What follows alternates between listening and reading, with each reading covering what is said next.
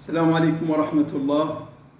متكلم محمد ولد الله، رئيس حزب الموريتاني للدفاع عن البيئة.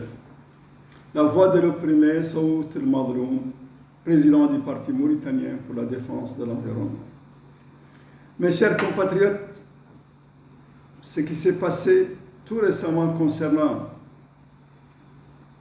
Dr Aminata Diop, qui a été exclu par un enseignant arabe de l'école primaire. Ça, c'est de l'injustice. C'est de l'injustice. L'arabe maintenant est devenu une arme. C'est pour ça que beaucoup de gens ont peur même de l'arabe et ont peur de l'arabisation. Pourquoi? Parce qu'elle ne joue plus son rôle. L'arabe ne joue plus son rôle. L'arabe est utilisé par les généraux et leurs complices de l'INSAF comme une arme de destruction, d'exclusion, de rejet. Ce n'est plus l'arabe. Si on utilise l'arabe pour exclure toute une communauté, ça veut dire quoi? Ça veut dire, allez, sortez de ce pays, si vous n'êtes pas content, partez à l'extérieur, comme ce qui s'est passé depuis plus de 30 ans. C'est une façon de faire fuir vers l'extérieur toute une population de la Mauritanie. Tous les cadres, presque la majeure partie des cadres mauritaniens négro-africains. Donc l'arabe ici est devenu une arme, si elle est utilisée pour détruire, exclure toute une communauté négro-africaine, ça veut dire mauritanienne, ça veut dire quoi? Ça veut dire qu'elle est devenue comme un kalachnikov. Voilà. Elle est devenue comme un kalachnikov.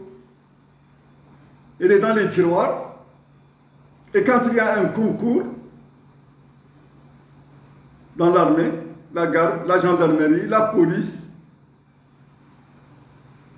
on fait sortir les kalachnikovs arabes pour détruire, exclure la communauté négro-africaine mauritanienne. Ça, c'est de l'injustice.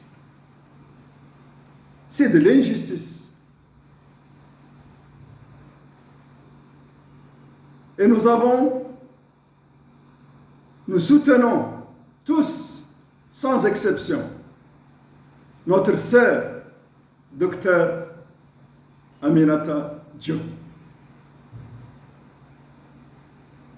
Et toute la Mauritanie est derrière Dr Aminata Diop. Mes chers compatriotes, le cas de Dr Aminata Diop, ce n'est pas pour la première fois. Il y a des enfants dans la vallée, des jeunes, fils d'anciens policiers, fils d'anciens cadres, d'anciens fonctionnaires mauritaniens, des négro-africains mauritaniens. On leur refuse l'état civil. Mais comment vous pouvez accepter ça? Comment se fait-il qu'on refuse à un Mauritanien son état civil? Mais quand il est dans le nord, non. Quand il est mort, non. On lui donne facilement son état civil. Mais dès qu'il s'agit d'un Hartani ou d'un négro-africain mauritanien, là, attention, les gens commencent à filtrer. La fois passée, il y a 2 ans environ, certains jeunes négro-africains voulaient faire le concours dans la vallée, mais comme on leur refuse l'état civil, le ministre de l'Intérieur a donné l'ordre à travers le gouverneur en leur disant donnez-leur des attestations. L'ancien ministre de l'Intérieur, bien sûr. Des attestations, ils vont faire leur concours. Pourquoi vous leur donnez des attestations et vous leur refusez leur état civil? Ça, c'est un crime contre toute une communauté mauritanienne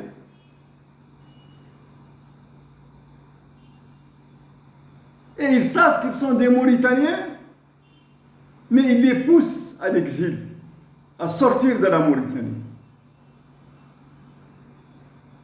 C'est pour cela que j'ai dit que l'arabe est devenu une arme comme le Kalachnikov. On ne voit jamais